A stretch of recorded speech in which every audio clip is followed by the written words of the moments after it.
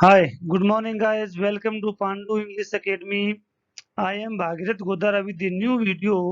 आज हम sentence learning मैंने एक सेंटेंस का भी कोर्स शुरू किया कि सेंटेंस क्या होते हैं, सेंटेंस के बारे में आपकी क्या अंडरस्टैंडिंग है। यदि एक्चुअली आप प्रॉपरली सेंटेंस को सीख लेते हैं तो ये मान लीजिए कि इंग्लिश लर्निंग का 50% काम पूरा हो गया। बस कन्फ्यूजन यही आता है कि हम पहचान ही नहीं पाते सेंटेंस में कुछ कहा जा रहा है या पूछा जा रहा है ना? ये बातें तब तक नहीं हो सकती जब तक हम सेंटेंस को नहीं लर्न कर लेते। सेंटेंस लर्निंग के बिना इंग्लिश सीखना बिल्कुल अधूरी है। सेंटेंस के सामने आते ही आपको ये पता चल जाना चाहिए कि ये ये सेंटेंस किस तरह का है। इसमें अगर तो कम ही है तो पता होना चाहिए सेंटेंस क्या है, क्या ऑर्डर दिया गया है ना? मैं कहता हूँ आई लर्न माय लेसन, मैं कहता हूँ कि मैं पाठ याद करता हूँ, ओके। मैं कहता हूँ I don't learn my lesson, मैं पाठ याद नहीं करता हूँ। तो ये जो सेंटेंस है मेरी हैबिट को दिखाता है ना? ये कम हियर एक ऑर्डर को दिखा रहा था। इस तरह सभी तरह के सेंटेंसेस के अलग-अलग मीनिंग होते हैं। तो सेंटेंस को पहचानना इंग्लिश लर्निंग का फर्स्ट स्टेप है। इसे आप अनइम्पोर्टेंट न समझें बिल्कुल भी, इसके बिना से इंग्लिश लर्न हो ही नहीं सकती। तो ये वेरी इंपॉर्टेंट समझे। तो आगे बढ़ने से पहले मेरा निवेदन है कि वीडियो को पूरा देखें, लाइक करें, सब्सक्राइब करें, फ्रेंड्स से फॉलो करवाएँ। मेरे इस चैनल पर एक बेसिक इंग्लिश के नाम से एक मैंने इंग्लिश लर्निंग का एक कोर्स चालू कर रखा है, जिसके अंदर आप उसको देख कर के आपकी बेसिक कांसेप्ट आप क्लियर कर सकते हैं। जो आपको कन्फ्यूजन इंग्लिश लर्निंग में होता है, जैसे कि कभी हैव के बाद में थर्ड फॉर्म आ जाती है, कभी हैव के बाद में ऑब्जेक्ट आ जाता है, कभी हैव के बाद में टू प्लस फर्स्ट फॉर्म आ जाती है। इनकी पीछे क्या लॉजिक है? जब तक आप लॉजिक नहीं देखोगे, सेंटेंस के स्ट्रक्चर को नहीं जानोगे, आप इंग्लिश नहीं सीख सकते। कोई भी नहीं सीख सकता, मैं भी नहीं सीख सकता, है ना? मैंने भी इंग्लिश ऐसे ही सीखी है। सेंटेंस को सीखना बहुत ज़रूरी है। आप तो भाग्यशाली हैं कि आपको इतने अच्छे तरीके से पढ़ाया जाता है। अर्लियर टाइम में सपोज़ कीजिए ऐसा कुछ भी नहीं था। टीचर्स इन टॉपिकों तक पहुँच ही नहीं पाते थे, क्योंकि सिलेबस ही इतना बड़ा होता था कि उसे पूरा करना संभव ही नहीं था। ये चीज़ें सिलेबस में होती नहीं थी। सिलेबस बनाने वाले इनको अनइम्पोर्टेंट मानते थे, क्योंकि आजकल ये सिलेबस के पार्ट है, क्योंकि इनके बिना इंग्लिश को सीखा नहीं जा सकता। आगे हम बढ़ते हैं। आज हम पढ़ेंगे, मैंने इसके पहले वाले वीडियो में ये पढ़ाया था आपको कि सेंटेंस क्या होता है, सेंटेंस को कैसे डिवाइड कर सकते हैं, प्रेडिकेट क्या होता है, सब्जेक्ट क्या होता है ना? आज हम इस वीडियो में ये पढ़ेंगे कि सेंटेंस का जो फर्स्ट टाइप मैंने पहले पढ़ाया था कि स्टेटमेंट सेंटेंस, वो क्या होता है। सेंटेंस का पहला प्रकार स्टेटमेंट सेंटेंस। आज हम सिर्फ स्टेटमेंट सेंटेंस के बारे में ही पढ़ेंगे कि स्टेटमेंट को स्टेटमेंट क्यों कहते हैं। इसी सेंटेंस को डिक्लेरेटिव सेंटेंस भी कहते हैं, इसी को सिंपल सेंटेंस भी कहते हैं, इसी को अफर्मेटिव भी कहते हैं, इसी को असर्टिव भी कहते हैं, इसी को पॉजिटिव भी कहते हैं। बहुत सारे नाम है, मैं सभी की लिस्ट दूंगा आपको। लेकिन लॉजिक जानिए कि इसे वास्तव में क्या कहा जाना चाहिए, इसे अफर्मेटिव क्यों नहीं कहा जाना चाहिए, ये सब बातें आज हम सीखेंगे।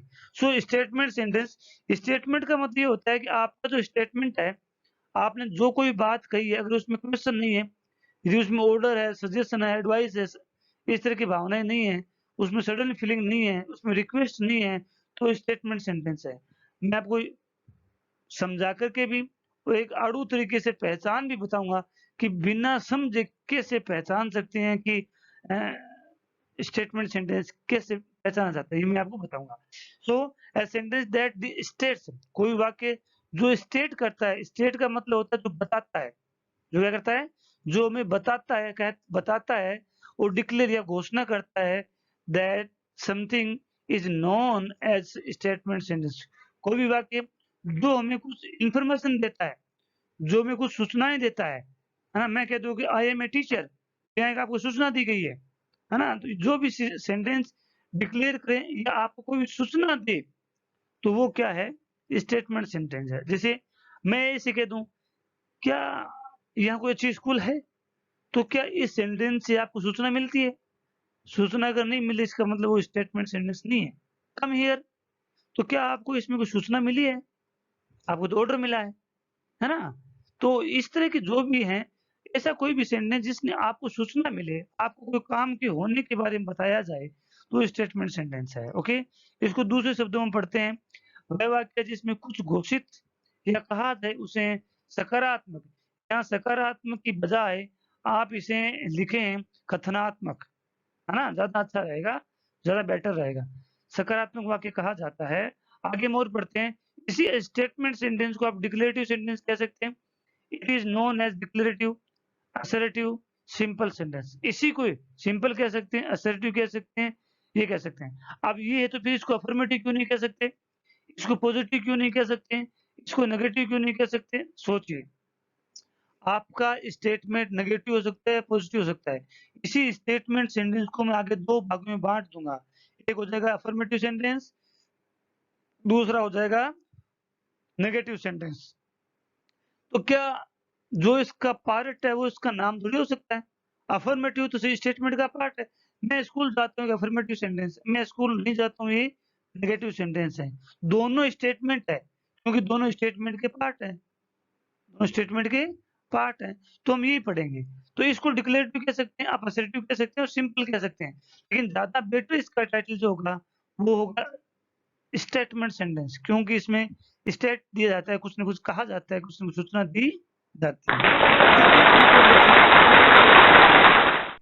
आपकी इस लर्निंग के लिए क्लैपिंग भी हुई है, देखिए कि आपने आज ये लर्न कर लिया है कि डिक्लेरेटिव क्या होता है, स्टेटमेंट क्या होता है, असर्टिव क्या होता है और सिंपल क्या होता है। ये सब चीज़ें एक ही है। ज़्यादा बेटर है कि आप इसे स्टेटमेंट कहें। आगे हम कहते हैं, Ram writes a letter, Ram एक पत्र लिखता है। तो ये सूचना है, स्टेटमेंट सेंटेंस है ना? मैं आपको ये भी बताऊँगा कि स्टेटमेंट सेंटेंस को पहचानते कैसे हैं, आगे वाली स्लाइड में बताऊँगा।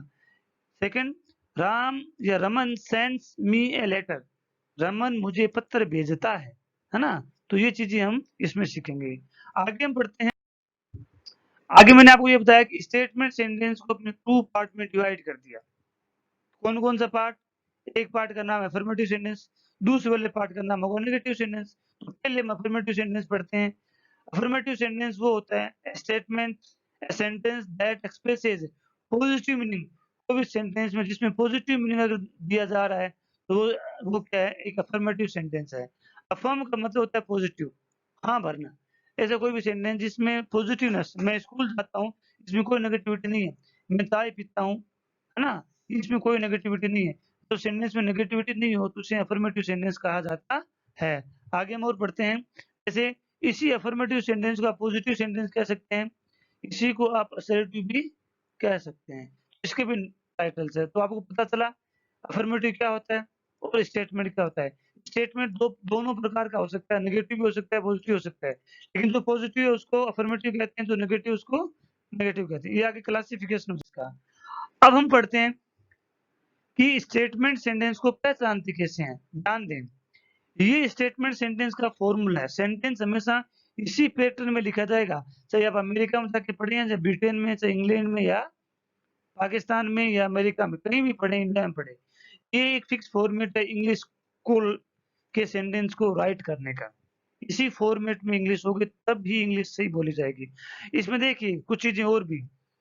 अब ये देखिए, स्टेटमेंट सेंटेंस का के सबसे पहले सब्जेक्ट सब्जेक्ट ही आएगा, दूसरा कुछ आएगा भी नहीं। यदि कोई भी सेंटेंस में सबसे पहले अगर सब्जेक्ट आ रहा है ना, इट मीन्स वो क्या है? स्टेटमेंट सेंटेंस है। ध्यान दें, एक एक बात और, एक सेंटेंस है जिसमें सबसे पहले सब्जेक्ट भी आ सकता है, ध्यान दें। लेकिन सब्जेक्ट के साथ-साथ में लास्ट में अगर फुल स्टॉप भी आ जाए, क्या आ जाए? अगर लास्ट में क्या आ जाए? फुल स्टॉप भी आ जाए और सबसे पहले सब्जेक्ट आ जाए और सेंटेंस के लास्ट में फुल स्टॉप आ जाए, तो वो सेंटेंस स्टेटमेंट सेंटेंस कहलाएगा। ऐसा और किसी भी प्रकार के सेंटेंस में नहीं होता है, सिर्फ इसी में होगा। सेंटेंस सबसे पहले सब्जेक्ट हो, लास्ट में फुल स्टॉप हो। एक टाइप और होता है जिसमें सबसे पहले सब्जेक्ट भी आता है, लेकिन उसके लास्ट में फुल स्टॉप नहीं आता। तो ये पहचानना है, फुल स्टॉप भी होना चाहिए, सब्जेक्ट भी होना चाहिए, तब भी वो क्या कहलाएगा? ये कहलाएगा। ध्यान दें, ये दोनों का पैटर्न है, स्टेटमेंट का पैटर्न लिखा है मैंने। अफर्मेटिव के पैटर्न का भी यही है। अगर नेगेटिव करना हो तो यहाँ आपको नोट लगाना पड़ेगा, बस इतना सा फ़र्क है। जब हम नेगेटिव पढ़ेंगे तो मैं आपको समझाऊँगा अलग से, ये अभी बता दिया है। स्टेटमेंट के सबसे पहले सब्जेक्ट आता है, लास्ट में फुल स्टॉप आता है, बीच में नोट भी आ सकता है और नहीं भी आए। अफर्मेटिव का यही है, नेगेटिव का यही स्ट्रक्चर रहेगा। दोनों का स्ट्रक्चर एक होता है, सिर्फ नोट का फर्क रहता है। आगे हम पढ़ते हैं, जैसे अनिल राइट्स अ लेटर, तो यहाँ देखिए अनिल एक सब्जेक्ट है, राइट्स एक मेन वर्ब है ना? और लेटर एक ऑब्जेक्ट है। अब ध्यान दें, इस पैटर्न को आप देखें तो सब्जेक्ट तो अनिल हो गया, राइट्स क्या हो गया? है मेन वर्ब हो गया, ऑब्जेक्ट क्या हो गया? ए लेटर हो गया। अब फिर ये हेल्पिंग वर्ब कहाँ गई?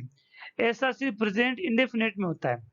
मतलब प्रेजेंट इंडेफिनिट के सेंटेंस में हेल्पिंग वर्ब नहीं आकर के मेन वर्ब आती है, उसी के साथ में हेल्पिंग वर्ब आती है। एक्चुअल जो डिक्शनरी की मेन वर्ब है ना, वो सिर्फ राइट है, राइट्स नहीं है। इस एस का मतलब है डज, क्या है? डज है। जब सेंटेंस में फर्स्ट फॉर्म आए, है ना, और डज या फिफ्थ फॉर्म का मतलब एस या एस, तो डू और डज का रूप होती है। एक दो सेंटेंस और दिखा देता हूँ, जैसे Raman plays football, Raman football खेलते, इस एस का मतलब डज है। जब भी एस आ रहा है मेन वर्ब के साथ में, इसका मतलब वो डज है। वो क्या है? यहाँ हेल्पिंग ऑफ डज यहाँ ने अगर के इसके साथ में अटैच हो गई, इस एस का मतलब डज है। जैसे मैं कहता हूँ Aditya and friends are watching TV, Aditya and his friends are watching TV in the room, तो यहाँ आदित्य और हिज फ्रेंड्स क्या है? सब्जेक्ट है। ओके, आर क्या है यहाँ पे? हेल्पिंग वर्ब है। अब सब समझ में आ जाएगा। वॉचिंग क्या यहाँ पे? मेन वर्ब है। ओके, और टीवी यहाँ पे क्या है? ऑब्जेक्ट है। ये ध्यान दें। और इन the room, in the evening, in the morning, है ना, कुछ भी लिखें वो किस में आएगा? ऑब्जेक्ट में आएगा।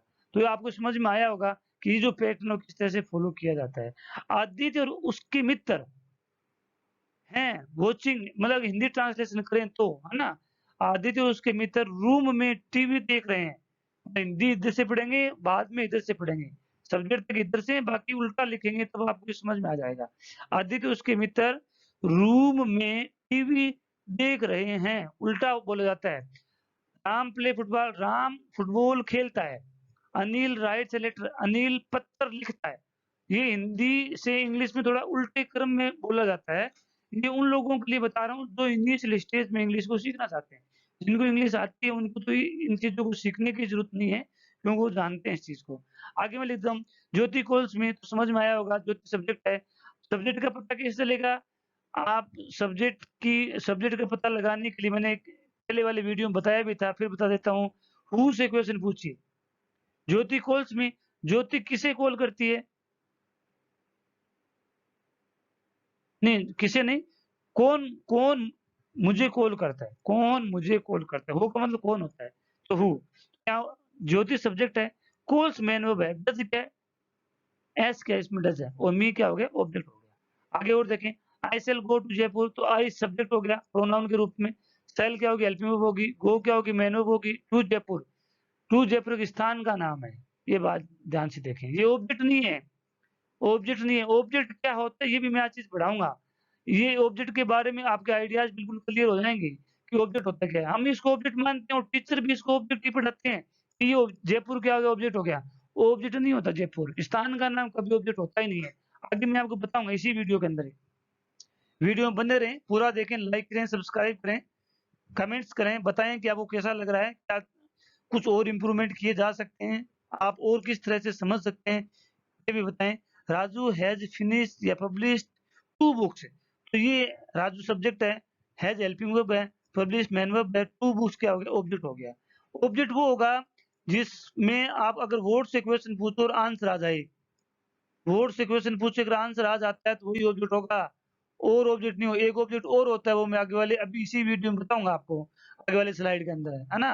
अगर वर्ड से क्वेश्चन पूछे ऑब्जेक्ट आ जाए तो वो क्या है?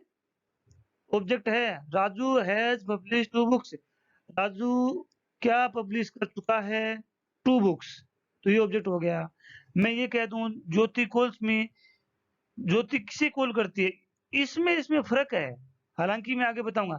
यहाँ ये लिविंग बीइंग है और यहाँ ये नॉन लिविंग बीइंग है। तो ऑब्जेक्ट 2 तरह के हो सकते हैं, लिविंग बीइंग और non living being. Non living being को वर्ड से पता लगा सकते हैं, और लिविंग बीइंग से हम क्या किसे होम से पता लगाते हैं। किसे लगाते हैं? होम से। ध्यान दें, होम से पता लगाते हैं। किसको? इसका मतलब हुआ किसको? ऑब्जेक्ट का पता लगाने का सिर्फ 2 ही तरीके हैं, इंग्लिश ग्रामर में और कोई तरीका नहीं है। इसीलिए आप जयपुर को ऑब्जेक्ट मान लेते हैं। क्या whom और what से जयपुर का आंसर आता है? जयपुर का आंसर तो where से आएगा, और where ऑब्जेक्ट नहीं होता।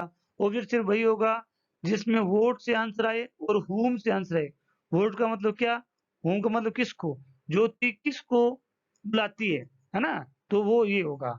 आगे हम और पढ़ते हैं थोड़ा, जैसे कमल वाज़ बिल्डिंग हिज हाउस। कमल क्या बना रहा है? तो ऑब्जेक्ट क्या होगा? His house, okay? His home. तो कमल सब्जेक्ट हो गया, वाज़ हेल्पिंग होगी, बिल्डिंग क्या होगी? होगी। तो इस तरीके से हमने इसको पढ़ा है। अब हम पढ़ेंगे नेगेटिव सेंटेंस। पॉजिटिव आपको समझ में आया होगा आई थिंक, है ना? तो नेगेटिव क्या होता है? जिसमें नेगेटिव एक्सप्रेशन हो।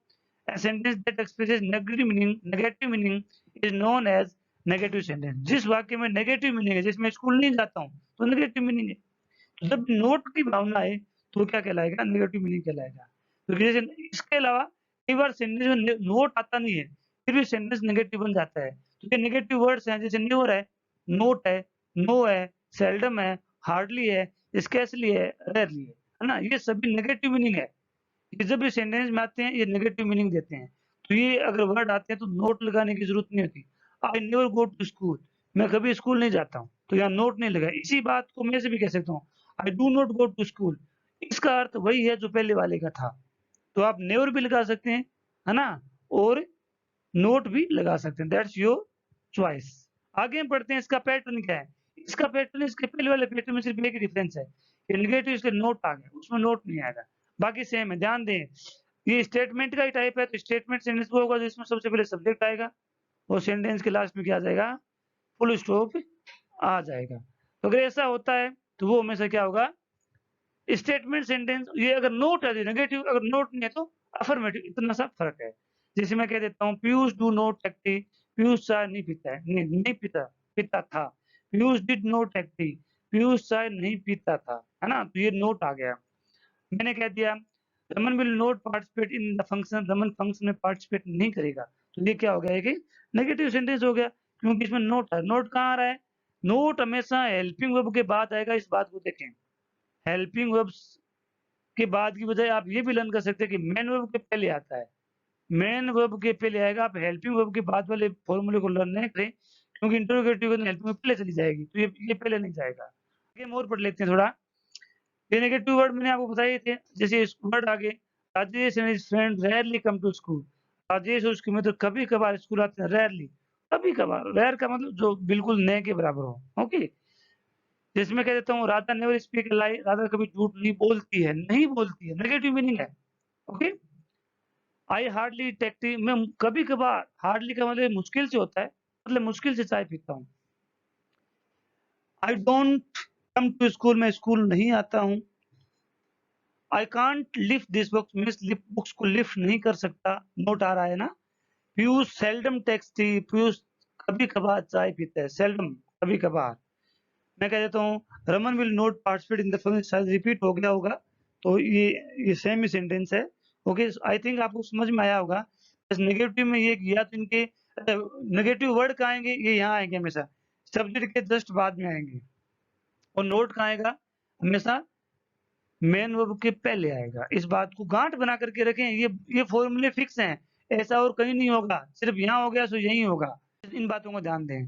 अब आज हम एक नई चीज़ सीखेंगे, ऑब्जेक्ट क्या होता है? हमने सीख लिया कि सब्जेक्ट क्या होता है? काम को करने वाला सब्जेक्ट होता है। सब्जेक्ट का अगर सेंटेंस में पता लगाना है, तो हमें हू से क्वेश्चन पूछना होता है। लेकिन ऑब्जेक्ट क्या होता है? ऑब्जेक्ट को कैसे पहचानेंगे? वो हम आज पढ़ेंगे, काफ़ी अच्छा कांसेप्ट होगा। ध्यान दें, whatever is done by a subject is known as object. Subject जो कुछ भी काम करता है वो ऑब्जेक्ट है। जैसे मैं पतंग उड़ाता हूँ, तो मेरा क्या काम है? पतंग को उड़ाना। पतंग क्या उड़ा रहा हूँ? पतंग, है ना? तो क्या का जो आंसर है, वोट का जो आंसर होगा, ध्यान दें, अगर वोट का आंसर आ जाए तो वो ऑब्जेक्ट है। कहीं कोई भी सेंटेंस ले लीजिए, अगर उसमें आप क्वेश्चन पूछे और वोट से आंसर मिले, तो वो क्या है? ऑब्जेक्ट ही होगा और कुछ भी नहीं होगा, इस बात को ध्यान रखें। तो वोट क्या, सब्जेक्ट जो कुछ भी करता है वो ऑब्जेक्ट ही होता है। जैसे मैं पाठ याद करता हूँ, तो मैं क्या याद कर रहा हूँ? पाठ, है ना? तो मैं क्या कर रहा हूँ? पाठ, है ना? तो ये ऑब्जेक्ट है, लेसन ऑब्जेक्ट हो गया। तो ध्यान दें, ऑब्जेक्ट 2 तरह के होते हैं, डायरेक्ट ऑब्जेक्ट होता है, एक इनडायरेक्ट ऑब्जेक्ट होता है। ध्यान दें, डायरेक्ट के बारे में पढ़ते हैं। आंसर ऑफ वोट, यदि क्वेश्चन में वोट से आंसर पूछ और उसका आंसर आ जाए, तो वो डायरेक्ट ऑब्जेक्ट का आंसर है। दूसरी बात मैं ऐसे कह सकता हूँ, जैसे is known as direct object, जैसे एनी, ये नॉन लिविंग थिंग होती है। Any non living thing, living thing कभी नहीं हो सकती। मैं कह दूँ कि मैंने पवन को किताब दी, I give a book to Pavan, तो पवन नहीं है यहाँ पे, क्योंकि पवन और वोट का रिलेशन अलग है। वोट तो पूछता है क्या और पवन है किसको, है ना? तो इसमें सिर्फ नॉन लिविंग बीइंग ही आएगा। जैसे बुक आ गया, पेन आ गया, चेयर आ गया, सिटी आ गया, इंग्लिश आ गया, हिंदी आ गया, है ना?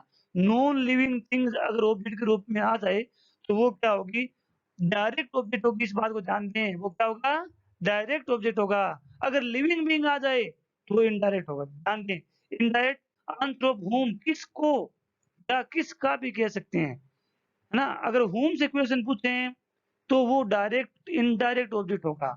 वो क्या होगा? ये बात जब आप पैसिव सीखोगे उसमें बहुत ज़्यादा काम आएगी। अभी ये ध्यान दें, उस समय ये आपको बहुत ज़्यादा कन्फ्यूज़ कर सकती है ना? और डबल ऑब्जेक्ट के सेंटेंस आएँगे, ध्यान दें। तो ऑब्जेक्ट एक सेंटेंस में 2 हो सकते हैं। कौन से? डायरेक्ट ऑब्जेक्ट हो सकता है और इनडायरेक्ट ऑब्जेक्ट हो सकता है। जैसे मैं कहता हूँ I give a pen to Mohan, तो ए पेन और मोहन 2 ऑब्जेक्ट हैं। एक डायरेक्ट है, एक इनडायरेक्ट है, दोनों आ सकते हैं। जैसे मैं कहता हूँ my grandmother tells stories to us, या टेल्स अस टू स्टोरी, है ना? इस तरह से आ सकता है। जैसे अस आ गया, स्टोरीज आ गया, तो ये ऑब्जेक्ट हो सकते हैं। सो नॉन लिविंग बीइंग जो होंगे, ये डायरेक्ट इनडायरेक्ट जो ऑब्जेक्ट होगा वो ह्यूमन को रिप्रेजेंट करेगा। जैसे मी आ सकता है, किसी का नाम भी आ सकता है। जैसे अब नाम के बारे में ध्यान रखें, नाम अगर सबसे पहले आता है तो सब्जेक्ट है, और ये नाम मेन वर्ब के बाद में तो ऑब्जेक्ट है। मैं कहता हूँ ज्योति कुक्स फूड, तो ज्योति ऑब्जेक्ट सब्जेक्ट है। मैं कहता हूँ आई सब टी टू ज्योति, तो ज्योति ऑब्जेक्ट हो गया। अगर मेन वर्ब के बाद नाउन आता है तो ऑब्जेक्ट है, मेन वर्ब के पहले आता है तो सब्जेक्ट है। बस इतना सा फर्क है। मी है, हिम है, हर है, देम है, टीचर है। मैं कह दूं आई ग्रीट टीचर, तो टीचर क्या हो गया? ऑब्जेक्ट हो गया। और मैं कह दूं टीचर ग्रीट्स अस, तो टीचर सब्जेक्ट हो गया। जब यही वर्ड अगर सबसे पहले आता है तो सब्जेक्ट कहलाएगा, यही वर्ड अगर मेन वर्ब के बाद आता है तो ऑब्जेक्ट कहलाएगा। कितना अच्छा फंडा है, कितनी अच्छी क्लीयरेंस है। बस पोजीशन चेंज हुई, टाइटल चेंज हुआ। सब्जेक्ट के पहले मेन वर्ब के पहले सब्जेक्ट, मेन वर्ब के बाद में ऑब्जेक्ट, जितना सा फर्क है। आगे हम और पढ़ते हैं, कुछ सेंटेंसेस पढ़ते हैं। मैं इसको थोड़ा इरेज कर देता हूँ, ये आपको आगे कन्फ्यूज करेगा, कुछ स्लाइड और आ जाएगी तब, है ना? आई थिंक आपको समझ में आ रहा होगा। समझ में आ रहा है तो वीडियो को लाइक करें, सब्सक्राइब करें, कमेंट करें। बताएं मुझे कि क्या आपको समझ में नहीं आ रहा है। आगे हम और पढ़ते हैं। Raman always reads newspaper in the evening. ध्यान दें, अब रमन हमेशा शाम को अखबार पढ़ता है। अगर मैं पता करूं कि इसमें ऑब्जेक्ट है, तो ऑब्जेक्ट को पता करने का 2 मेथड है। या तो हम उसमें वर्ड से क्वेश्चन पूछें, ध्यान दें, है ना? दूसरा लिखें, दूसरा क्वेश्चन कमेंट में लिख के बताएं दूसरा क्वेश्चन किससे पूछा जाएगा। यस, मैं लिख रहा हूँ इसको, कमेंट में लिखें अभी, दूसरा क्वेश्चन कैसे पूछा जाएगा। या तो हम सेंटेंस वर्ड से क्वेश्चन पूछें, या हम होम से क्वेश्चन पूछें। अगर इन दोनों से मैंने लिख दिया है, आपके कमेंट कुछ ही आ पाए हैं, फिर भी कमेंट करते रहें, वीडियो को पॉज करके कमेंट करें, ताकि आप अपने नॉलेज को टेस्ट कर सकें। ये ध्यान दें, या तो हम वर्ड से क्वेश्चन पूछेंगे या होम से। इन 2 चीज़ों के आंसर को ही ऑब्जेक्ट कहते हैं। यदि मैं कह दूं आई गो टू स्कूल, तो ये स्कूल जो गो एक मेन वर्ब है, मेन वर्ब के बाद हमेशा ऑब्जेक्ट आता है। लेकिन स्कूल ऑब्जेक्ट नहीं है, क्योंकि स्कूल ना तो वर्ड का आंसर है ना होम का आंसर है। स्कूल तो वेयर का आंसर है। तो वेयर का आंसर, व्हेन का आंसर, हाउ का आंसर, व्हाई का आंसर, ये कभी ऑब्जेक्ट नहीं हो सकते। ऑब्जेक्ट वही होगा जो वर्ड का। जैसे रमन हमेशा शाम को अखबार पढ़ता है। रमन हमेशा शाम को क्या पढ़ता है? न्यूज़पेपर। तो ये न्यूज़पेपर क्या हो गया? ऑब्जेक्ट हो गया। पता चला कैसे? देखिए, रीड एक मेन वर्ब है, और मेन वर्ब के बाद जो चीज़ आती है वो हमेशा ऑब्जेक्ट होती है। अगर वस्तु का नाम है तो ऑब्जेक्ट का मतलब वस्तु का नाम, ऑब्जेक्ट का मतलब वस्तु का नाम। बार-बार पढ़ें, ऑब्जेक्ट का मतलब वस्तु का नाम, चीज़ का नाम। आप जो काम कर रहे हैं, जिसमें पढ़ रहा हूँ, क्या पढ़ रहा हूँ? जो चीज़ मैं पढ़ रहा हूँ, मैं यहाँ लिख सकता हूँ बुक, तो यहाँ बुक ऑब्जेक्ट हो जाएगा। मैं यहाँ लिख दूँ रामायण, द रामायण, तो रामायण ऑब्जेक्ट हो जाएगा। जो कुछ मैं कर रहा हूँ उस काम का क्या नाम है? दैट इज ऑब्जेक्ट, है ना? तो समझ में आया होगा। ये क्या है? डायरेक्ट ऑब्जेक्ट है। व्हाट डिड राम, मैंने डिड गलत लिख दिया, यहाँ डू होना, डज होना चाहिए था, ध्यान दे थोड़ा। What does Raman, what does Raman read in the evening. Raman शाम को क्या पढ़ता है? क्वेश्चन को भी फॉर्म करना सीखें। आगे वाला वीडियो जो आएगा क्वेश्चन बनाने का आएगा। मैं आपको ऐसा सिंपल सेंटेंस दूंगा, आपको उसको क्वेश्चन बनाने हैं। मैं बताऊंगा कि क्वेश्चन इससे बनाना है, तभी आपको क्वेश्चन बनाना है। बाकी क्वेश्चन आपके नहीं बनेंगे। तो ये क्या हो गया? डायरेक्ट ऑब्जेक्ट हो गया। ओके, आगे हम पढ़ते हैं। राधा मिस्ड हर क्लास यस्टरडे। राधा ने अपनी क्लास कल मिस कर दी। तो राधा ने कल क्या मिस कर दी? तो जब क्या का आंसर आता है डायरेक्ट ऑब्जेक्ट है, तो क्या हो जाएगा? हर क्लास इज ए ऑब्जेक्ट, कौन सा? डायरेक्ट ऑब्जेक्ट है। ओके, मैं और लिखूं, टीचर टीचेज अस मैथ्स, ध्यान दें, टीचर हमें पाठ पढ़ाते, मैथ्स पढ़ाते हैं, टीचर हमें मैथ्स पढ़ाते हैं, तो टीचर सब्जेक्ट है, टीचर्स क्या होगी? मेन वर्ब होगी। अब मैंने कहा था मेन वर्ब के बाद क्या आता है? ऑब्जेक्ट आता है, अस भी आ गया और मैथ्स भी आ गया। इस सेंटेंस में दोनों ऑब्जेक्ट हैं, कौन से? डायरेक्ट ऑब्जेक्ट भी इसी में और इनडायरेक्ट ऑब्जेक्ट इसी में। अब आप ये मुझे बताएं इसमें डायरेक्ट कौन सा है, इनडायरेक्ट कौन सा है? वीडियो को पॉज कर लें, अभी कमेंट करें, मैं वेट कर रहा हूँ। यस, कमेंट करें, शाबाश। बस ये बताना है कि अस किस तरह का ऑब्जेक्ट है। क्वेश्चन पूछें, वोट से होम से पता चलेगा वोट का आंसर क्या है, होम का आंसर क्या है। कमेंट करें, शाबाश। हाँ, वीडियो पॉज रखें। यस, आगे देखें। तो मैं ये बताना चाहता हूँ यहाँ पे, पहले इसको समझिए। मैथ्स इन डायरेक्ट ऑब्जेक्ट है, वोट का आंसर है। टीचर आपको क्या पढ़ाते हैं? Vote. Vote does teacher teach you? Vote does teacher teach you? Teacher आपको क्या पढ़ाता है? नॉन लिविंग बीइंग, वोट का आंसर है, डायरेक्ट ऑब्जेक्ट कहलाएगा।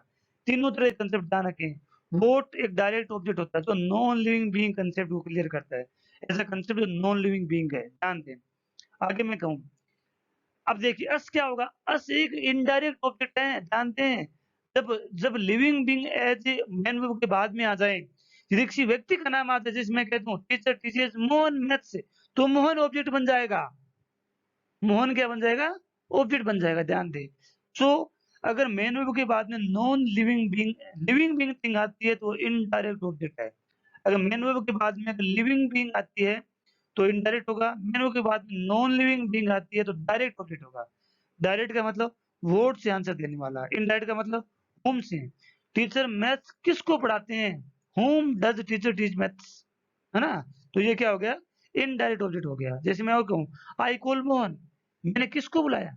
मैं किसको बुलाता हूँ? किसको? वोट नहीं होकर के whom।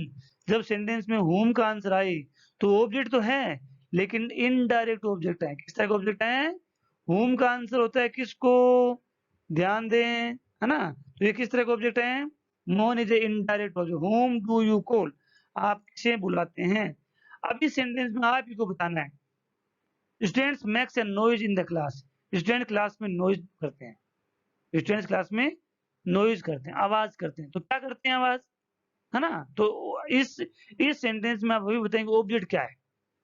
अभी बताइए, मैं सेंटेंस वीडियो को पॉज कर लें, मैं वेट करूंगा आपका। बताएं मुझे भी यस कि इसमें ऑब्जेक्ट क्या है, और इसमें भी बताएं इसमें ऑब्जेक्ट क्या है। दोनों में बताएं कि ऑब्जेक्ट क्या है और कि कौन सा ऑब्जेक्ट है, डायरेक्ट ऑब्जेक्ट है, इनडायरेक्ट ऑब्जेक्ट है। वीडियो को मैंने पॉज कर दिया है, शाबाश, जल्दी बताएं। Very good, yes. तो इसमें बताऊंगा, पहले वाले सेंटेंस में my friend came my home, मेरे मित्र मेरे घर आए, है ना? तो क्या है? इसमें ये ऑब्जेक्ट नहीं है, ये स्थान का नाम है। आपके फ्रेंड कहाँ आए थे? ऑब्जेक्ट है ही नहीं इसके अंदर, वोट का आंसर है ही नहीं। कहाँ? स्थान है ये तो। कभी वेयर का आंसर आ रहा है तो वो स्थान का नाम है। ध्यान दें, स्थान का नाम कभी ऑब्जेक्ट नहीं होता है। स्थान का नाम है, ऑब्जेक्ट नहीं होता। मैं कह दूं कि मैं स्कूल जाता हूँ तो स्कूल ऑब्जेक्ट नहीं है, तो स्थान का नाम है। ऑब्जेक्ट क्या है? वस्तु का नाम। क्या स्कूल वस्तु है? नहीं, स्कूल स्थान का नाम है। तो ध्यान दें, जब भी वस्तु का नाम आएगा वही ऑब्जेक्ट होगा। इसी के अंदर नॉइज ऑब्जेक्ट होगा। आगे बढ़ते हैं। अब मैं आपके लिए क्विज लेके आया हूँ। जितना कुछ भी हमने लर्न किया वो भी आपको टेस्ट करना है कि आपको कितना समझ में आए और इसके कितने क्वेश्चन सही होते हैं, ये मुझे क्विज में बताएंगे। ये मुझे आप यूट्यूब के कमेंट बॉक्स में कमेंट लिख करके बताएंगे कि आपके कितने सेंटेंस राइट हुए। उनको आप शेयर भी कर सकते हैं। आप वहाँ यूट्यूब कमेंट में लिखें, डायरेक्टली कमेंट में लिख के देखें। ओके, तो ये क्विज क्या है आपकी? Raman send me a gift. आपको ये बताना है कि इसमें ऑब्जेक्ट कौन सा किस तरह का है। क्या इसमें एक ऑब्जेक्ट है, क्या इसमें दोनों ऑब्जेक्ट हैं? जैसे मैं कह दूं Jyoti prepares tea for us best, इसमें कौन ऑब्जेक्ट है? क्वेश्चन पूछें, क्या ज्योति क्या बेचती है, किसको बेचती है ना? चाय, कौन चाय बनाता है, किसके लिए चाय बनाता है? ओके, क्या बनाता है? My friend has invited me in his birthday party, इसको में आपको बताना है। Kajal will buy a new car, इसमें भी आपको बताना है। Jyoti gave Mohan her book, इसमें आपको बताना है कि ऑब्जेक्ट कौन सा है। I write a letter to my father, ये बताना है कि इसमें ऑब्जेक्ट कौन से हैं और कितने हैं। यहाँ आपको बताना टीचर टेक्स्ट टेस्ट, यहाँ भी आपको बताना है कि क्या है, ऑब्जेक्ट क्या है यहाँ पे। तो आई थिंक आपको समझ में आया होगा आज मैंने क्या पढ़ाया, काफ़ी अच्छी टीचिंग मैंने करवाई है। आपका एक बहुत अच्छा सब्जेक्ट ऑब्जेक्ट का मैंने क्लियरफाई कर दिया है, वेरीफाई कर दिया है, आपको क्लियर नॉलेज दे दिया है कि ऑब्जेक्ट क्या होता है। अभी तक आपने मैंने बहुत सारी जगह ये देखा है, यूट्यूब पर टीचर्स को पढ़ाते हुए देखा है। आई गो टू स्कूल, और स्कूल को ऑब्जेक्ट बना देते हैं, उसका पैसिव वॉइस भी कन्वर्ट कर देते हैं। स्कूल इज़ गॉन बाय मी, क्या स्कूल आपके द्वारा जाई जाती है? झूठ बोल रहे हैं, झूठे वीडियो होते हैं। ऑब्जेक्ट सिर्फ़ 2 ही होते हैं, डायरेक्ट ऑब्जेक्ट, इनडायरेक्ट ऑब्जेक्ट। इसका बोट का आंसर डायरेक्ट, होम का आंसर इनडायरेक्ट। सो इसके आंसर मुझे कमेंट बॉक्स में लिख के बताएँ। सो मैं आशा करता हूँ कि आपको वीडियो अच्छा लगा होगा, और वीडियो अच्छा लगा है तो इसे सपोर्ट करें bye subscribing and liking and commenting. Comment करें, सब्सक्राइब करें, लाइक करें, अपने फ्रेंड से फॉलो करवाएँ। आप वीडियो को शेयर करें अपने क्लासमेट के साथ में, यूट्यूब पे शेयर का ऑप्शन है, इसे बहुत सारे लोगों के बीच में शेयर करें। सभी लोगों को ये जानकारी दें कि ये चीज़ होती है, बहुत अच्छी टीचिंग हो रही है। Thanks for watching.